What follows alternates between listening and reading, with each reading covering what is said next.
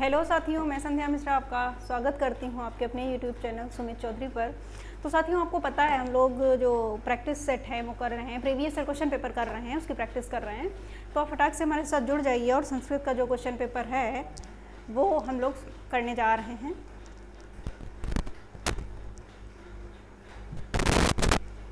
Mic is on. ठीक है, संस्कृत जो है उसका क्वेश्चन पेपर हम लोग सॉल्व करने जा रहे हैं। देखेंगे 2019 में किस टाइप के प्रश्न पूछे गए थे और आपको फिर से वही बात कि 80 to 90% क्वेश्चन सेम आते हैं, रिपीट होते हैं, रिपीटेशन होता है। तो आपको बढ़िया तरीके से ये सारे जो यहाँ पे क्वेश्चन पेपर सॉल्व कराए गए हैं, बहुत बड़ी वीडियो हम लोग नहीं बना रहे हैं, सिर्फ आपकी 15-20 मिनट 22 मिनट की वीडियो मैक्सिमम होती है।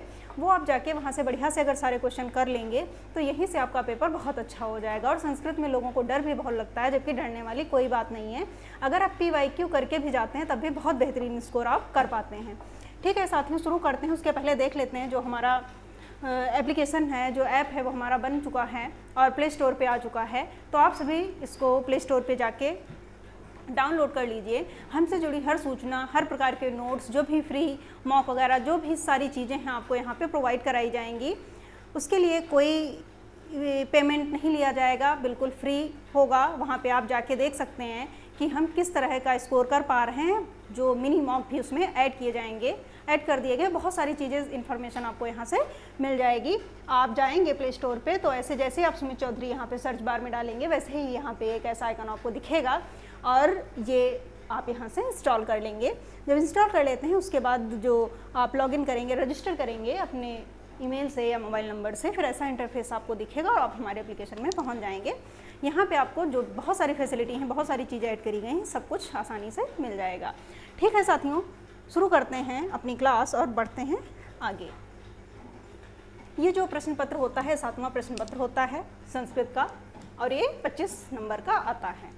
25 में 12 नंबर हर हाल में लाने होते हैं, तभी आप पास होंगे, अदरवाइज़ आप पास नहीं होते हैं। और कॉपी चेक करने वाले का कोई भरोसा नहीं होता है। या बहुत लोगों को 11 नंबर दे देता है, 1 नंबर दे के पास नहीं किया जाता, 11 दे के बैक लगवा देता है। तो बढ़िया तरीके से पढ़ लीजिए तो पास हो जाएंगे। आगे देखते हैं जो वस्तुनिष्ठ प्रश्न या बहुविकल्पी प्रश्न है वो 5 आते हैं, कभी कभी 6 दे देता है, लेकिन मोस्टली 5 ही देखने को मिलते हैं। पिपीलिका शब्द का अर्थ है।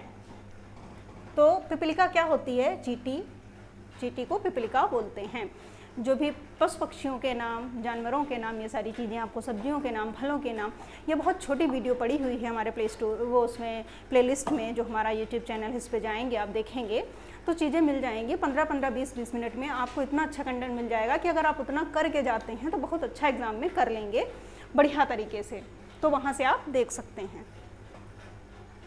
फिर आता है जो अगला क्वेश्चन है, ये भी रिपीटेड है। आपने अगर क्वेश्चन देखे होंगे, हमारे साथ सॉल्व कर रहे होंगे तो आपको दिख रहा होगा कि कितने ऐसे ही कोई सेट है नहीं, तो लगातार 49 पूछा जा रहा है।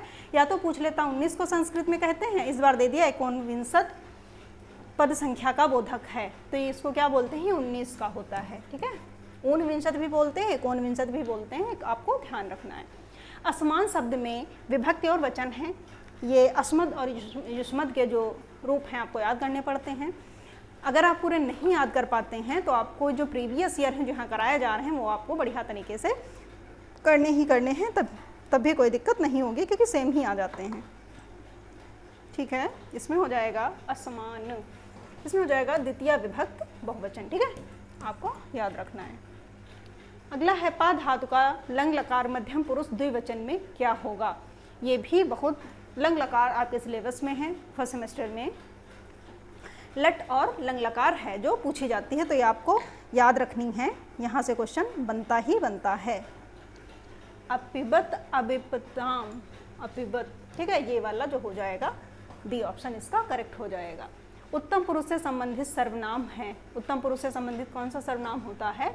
तो उत्तम पुरुष से संबंधित होता है मैं। ये आप कर लीजिएगा, ये पूछे जाते हैं। फिर आ जाते हैं अति लघु उत्तरीय प्रश्न पे। संस्कृत में लिंग कितने प्रकार के होते हैं, उनके नाम लिखिए। तो आपको पता है संस्कृत में जो लिंग होते हैं वो 3 प्रकार के होते हैं, स्त्रीलिंग, पुल्लिंग और नपुंसक लिंग। ठीक है, नाम लिखते हैं। तो आपको कैसे लिखना है? आपको सबसे पहले लिखना है संस्कृत में लिंग 3 प्रकार के होते हैं। फिर उनके नाम लिखने, मैं सीधे नाम लिख रही हूँ। कौन सा? एक तो स्त्रीलिंग,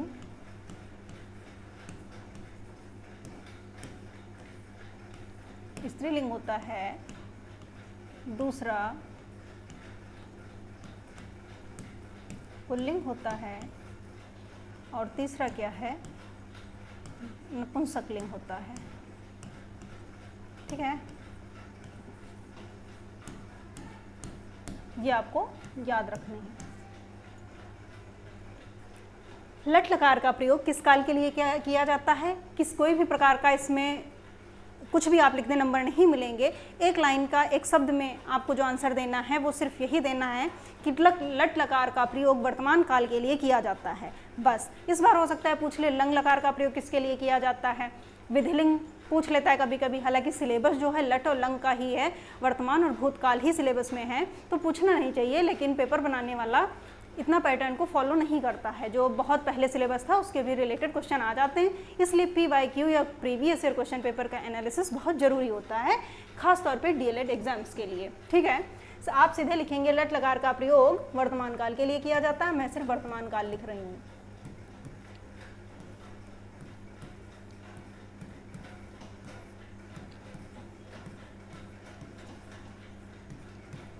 ठीक है, आगे देखते हैं। गम धातु के प्रथम पुरुष बहुवचन का लंग लकार में क्या होगा? जो गम धातु है लट लकार में कैसे चलती है? गच्छति गच्छता गच्छन्त, गच्छस गच्छता गच्छत, गच्छामि गच्छावा गच्छामा, ऐसे चलती है। अब गम धातु का लंग लकार पूछा, यानी कि भूतकाल, अगच्छत अगच्छताम अगच्छन, ऐसे चलेंगे। ठीक है, जैसे अपठत अपठताम अपठन, ठीक इस तरह से लंग लकार के चलते हैं। तो कह रहा है कि प्रथम पुरुष बहुवचन में क्या होगा?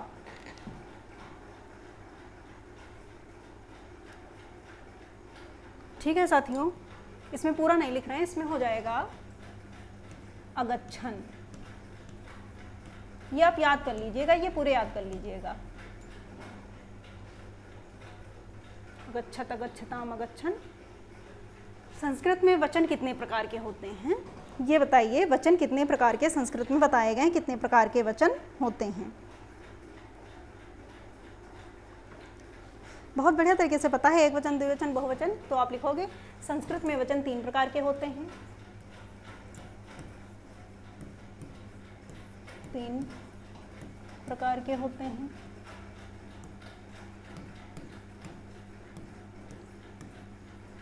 तीन प्रकार के होते हैं। ठीक है, कौन कौन से? एक वचन,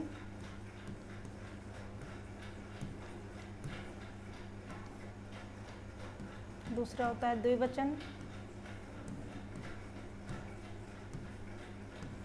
और तीसरा होता है बहुवचन। एक वचन, द्विवचन और बहुवचन, ये आपको ध्यान रखना है। आगे बढ़ते हैं। बालकः शब्द में प्रयुक्त विभक्ति और वचन है। अब विभक्ति रूप भी आपको याद करना है, विभक्ति पूछा और वचन पूछा है कि कौन सा वचन है। बालकः शब्द में बालक और राम के जो शब्द रूप होते हैं वो एक जैसे चलते हैं, इसलिए आपको वो याद रखने हैं। बालकः शब्द में कौन सी विभक्ति है? तो इसमें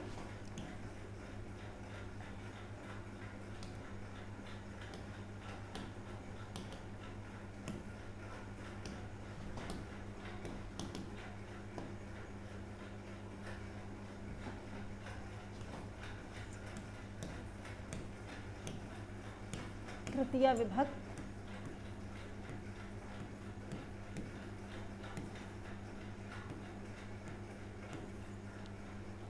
बहुवचन। ठीक है, ये आपको याद रखना है कि तृतीया विभक्ति और बहुवचन होगा इसमें।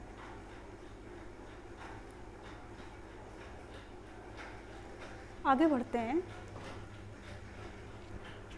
बालकः, ये रिपीट हो गया है क्वेश्चन। नवनीतम शब्द का हिंदी अर्थ क्या होता है? इसके कई अर्थ होते हैं जो आपको ध्यान रखने हैं। क्या नवनीतम के कई अर्थ होते हैं। एक तो नया होता है, नवीन भी बोलते हैं। ठीक है, और इसका अर्थ ताज़ा मक्खन के लिए भी किया जाता है। ठीक है साथियों, आपको ये चीज़ ध्यान रखनी है, नवनीतम ताज़ा मक्खन भी होता है। आगे देखते हैं, लघु उत्तरीय प्रश्न आ गए साथियों यहाँ से। द धातु का लट लकार में रूप लिखिए।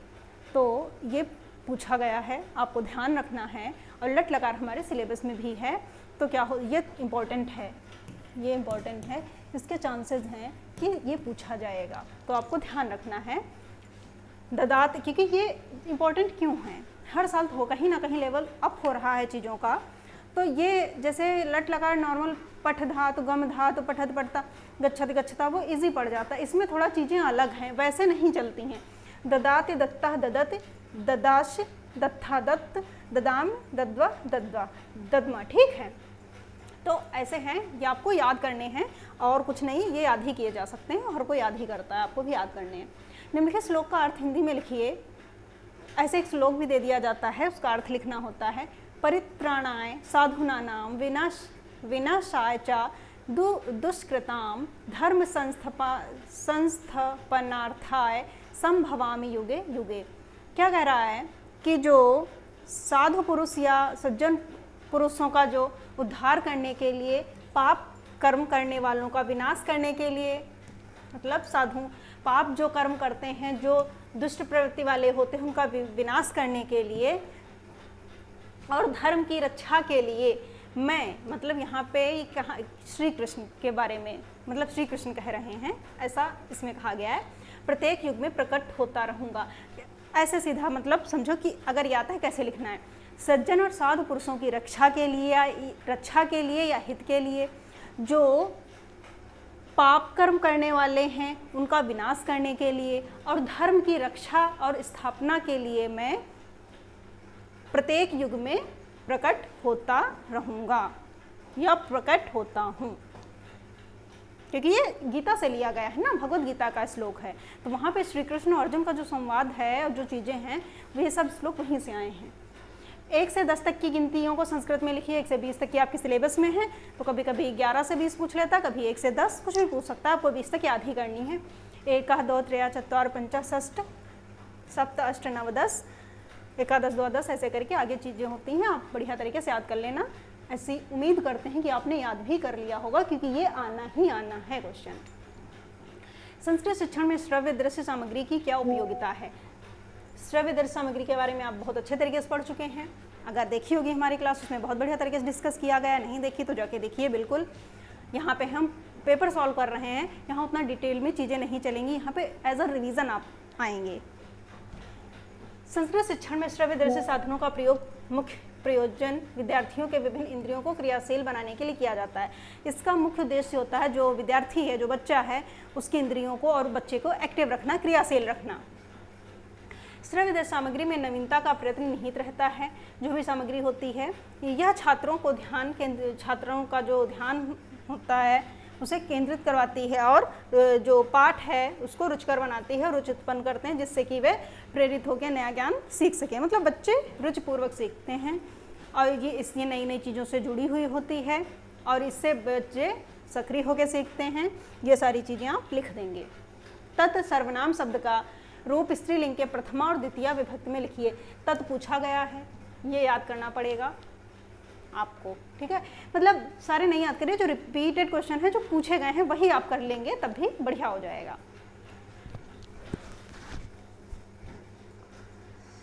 देख लीजिए, सा तेता ताम तेता तया ताभ्याम ताभि तस्य ताभ्याम ताभ्या तस्याः ताभ्याम ताभ्या तस्याः ताभ्याम ताभ्याम तस्याम तयोः तासु। ये आपको याद करने हैं। इन्होंने जो पूछा गया वो जरूर याद कर लें। अगर पूरा आप नहीं याद कर पाते हैं तो जो पूछा गया वो जरूर पढ़ लें। निम्नलिखित वाक्यों का संस्कृत में अनुवाद कीजिए। क्या है? मैं प्रतिदिन विद्यालय जाता हूँ, तो मैं के लिए क्या होता है? अहम होता है। अहम प्रतिदिनम विद्यालयम गच्छामि, क्योंकि मैं है, अहम आवाम वयम वाला अहम। तुम कहाँ रहते हो? तुम कोत्र वसस, वसति वसता वसन, ठीक है। तुम कोत्र, क्योंकि साथ होते हैं, तुम यूएम, तुम के लिए यहाँ पे वसस हो जाएगा। श्याम पैर से लंगड़ा है, श्यामः पादेन खज्जः अस्ति। ये बहुत इंपॉर्टेंट है, आपको याद रखना है, रट ही लेना है अगर नहीं बना पा रहे हैं तो। पेड़ से फल गिरते हैं, पेड़ से, ठीक है, तो यहाँ पे वृक्षात हो जाएगा, फलान पतंत, गिरते हैं तो पतंत हो जाएगा, तो वृक्षात फलान पतंत। आगे बढ़ते हैं, ठीक है, तो इसमें 17 क्वेश्चन थे, ठीक है, 17 हो सकता है, 17 ही हो, कोई एक वो रिपीट हो गया होगा, 2 बार नंबरिंग शायद गड़बड़ हो। ये जो क्वेश्चन पेपर था जैसे पूछा गया बिल्कुल वैसा ही था, और ये आप साथियों आपको बता चुके हैं, जो हमारा एप्लीकेशन है उसे आप डाउनलोड कर लीजिए, वहाँ जाके, कहाँ जाके, प्ले स्टोर में, बहुत गर्मी है, ठीक है, धन्यवाद, मिलते हैं अगली क्लास में।